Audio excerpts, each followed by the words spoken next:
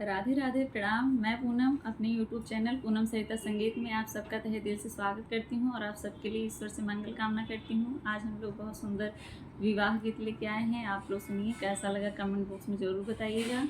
अपने आशीर्वाद के रूप में हमारे चैनल को सब्सक्राइब जरूर करिएगा और ज़्यादा से ज़्यादा आशीर्वाद दीजिए।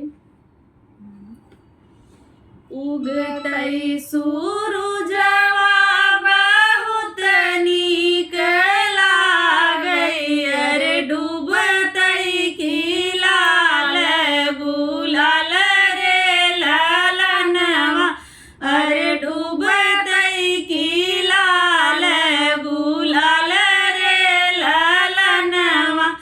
उगतई सूरुजवा बहुत नीक लागई, अरे डूबतई की लाल गुलाल रे लालनवा, अरे डूबतई की लाल गुलाल रे लालनवा, अरे डूबतई की लाल गुलाल रे लालनवा।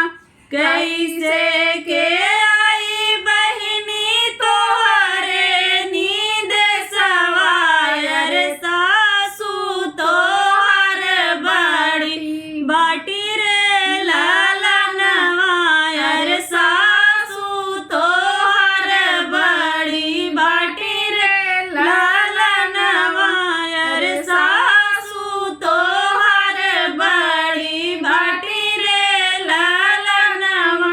सासू तयही भैया चंदन लकड़िया, अरे आजू जड़ई चाहे काल रे लालनवा, अरे आजू जड़ई चाहे काल रे लालनवा।